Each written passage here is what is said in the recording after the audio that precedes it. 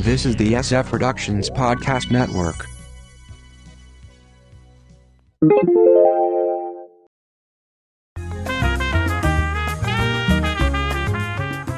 Attention podcast customers, you may miss your favorite podcast if you don't act now. From the Pop Culture Bunker, I'm Mindy. And I'm Mark. You can check out our audio podcast, How I Got My Wife to Read Comics, on iTunes or on our website, sfpodcastnetwork.com. So, first I want to note that we've had some technical issues with the podcast lately. Yes. So that's why we didn't have a show last week. So it's not always rosy in the digital world. Yes, this is true. To say the least. But we have been talking a lot about all the new ways to get the media. Mm-hmm. But what about old media, aka broadcasting?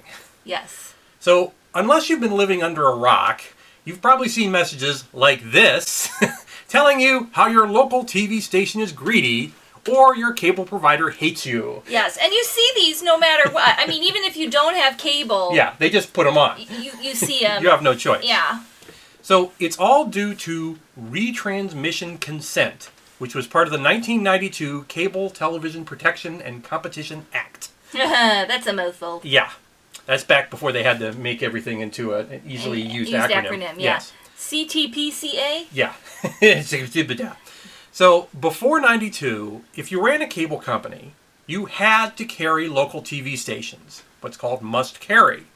But you didn't have to pay for the right to do so. You just basically pull them off the air and put them on your station, or put them on your cable system. Now, was that because the local stations were afraid that people wouldn't watch them with all the other choices? Absolutely. And since you had to hook a cable up, you might unhook your antenna? Right. Okay. Right. So now TV stations can and do demand fees from the cable company in order to rebroadcast their shows. Well, that makes sense, right? Because they have to make money.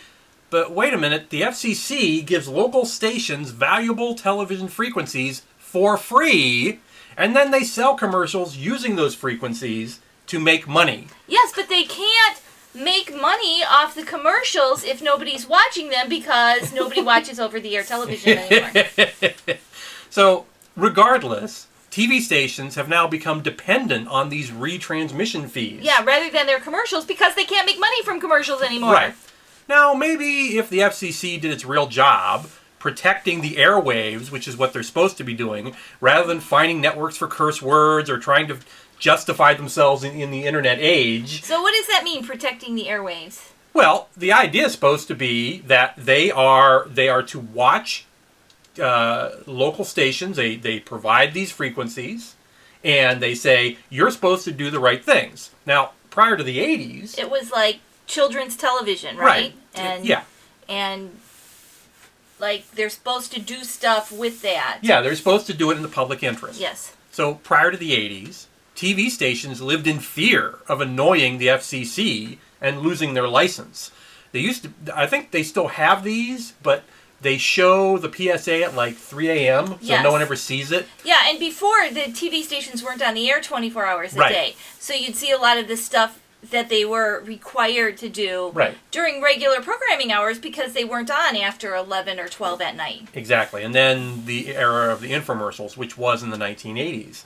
So now there's no reason to turn off your transmitter because you can make money all night. Yes. So they had this thing where they'd say, our license is about to come up and you have the right to put in your opinion about our programming. Yes. And da-da-da-da-da.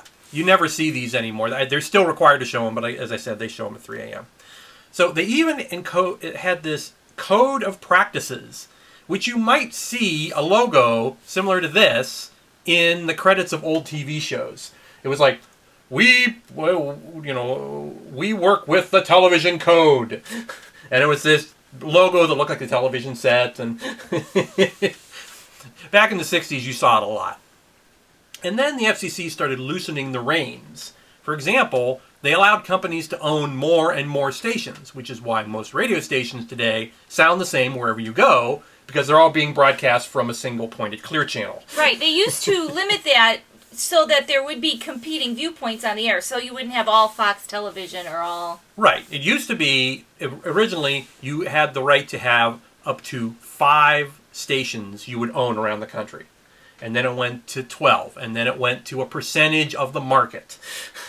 And it's, it basically, because of these loosened FCC rules and congressional lobbying by the TV networks, we find ourselves in a world where cable companies and TV stations trade barbs in newspapers and on screen while we miss our favorite shows. Yes.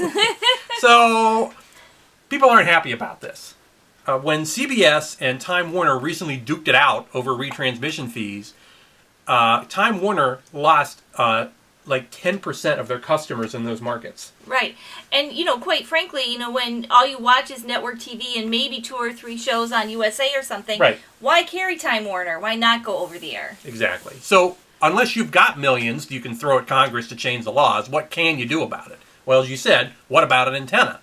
People have really forgotten that TV stations are actually broadcast over the air. Yes, and you can get them. For free, in high def. And oh, by the way, it's a high def signal that isn't compressed like it is on the cable stations. It's a full HD signal, which is better quality than you'll get from the cable channels. Exactly. So, you can put up an antenna. And you don't need to put up a big antenna.